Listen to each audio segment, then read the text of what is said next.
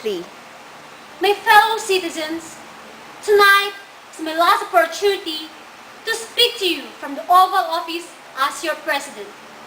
Note I am profoundly grateful to you for twice giving me the honor to serve, to work for you, and with you to prepare our nation for the 21st century. And I'm grateful to Vice President Gore, to my cabinet secretaries, and to all those who have served with me for the last 8 years. This has been a time of dramatic transformation, and you have risen to every new challenge. You have made our social fabric stronger, our families healthier and safer, our people more prosperous. You, the American people, have made our passage to the global information age an era of great American renewal.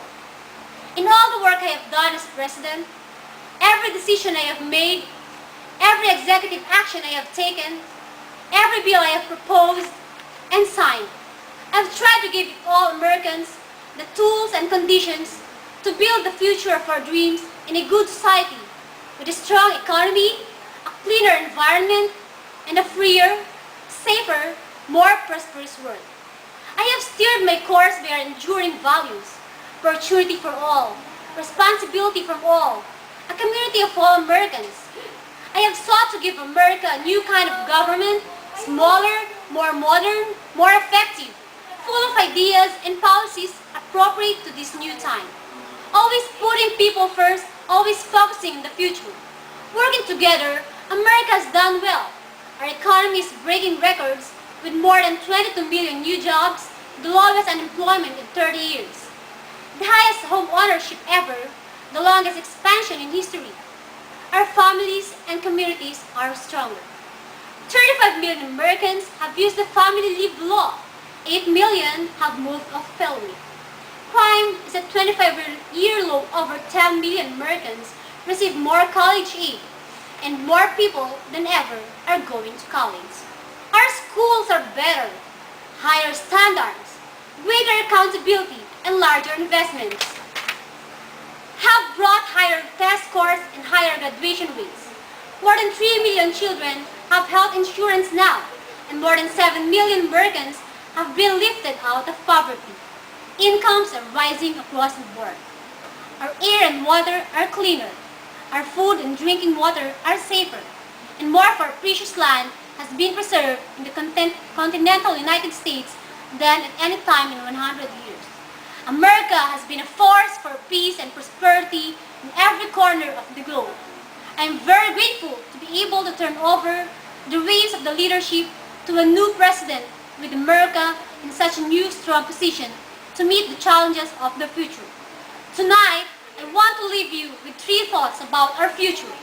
First, America must maintain a record of fiscal responsibility.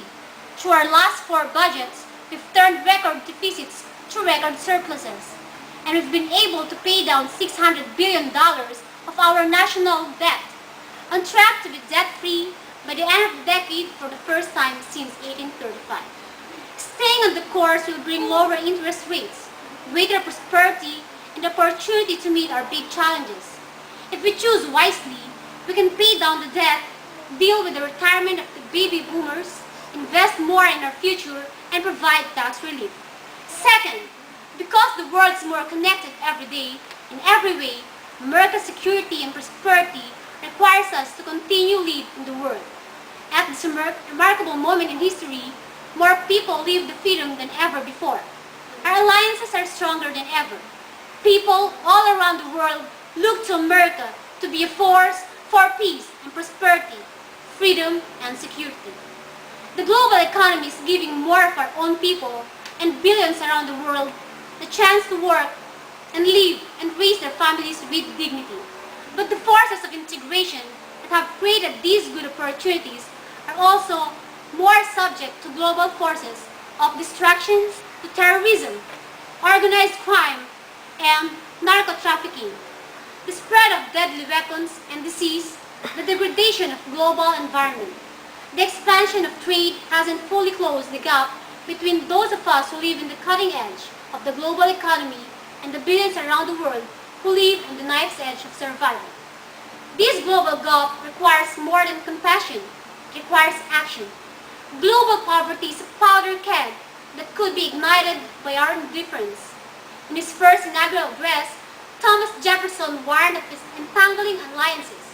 But in our times, America cannot and must not disentangle itself from the world.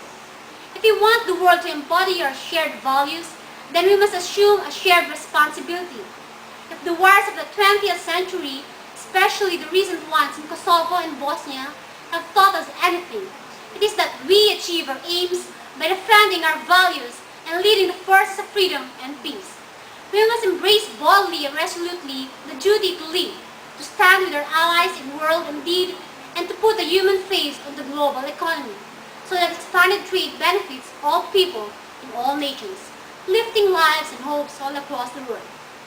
Third, we must remember that America cannot lead the world unless here at home we weave the threads of our coat of many colors into fabric of one America.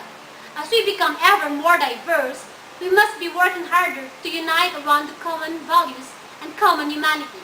We must work harder to overcome our differences in our hearts and in our laws.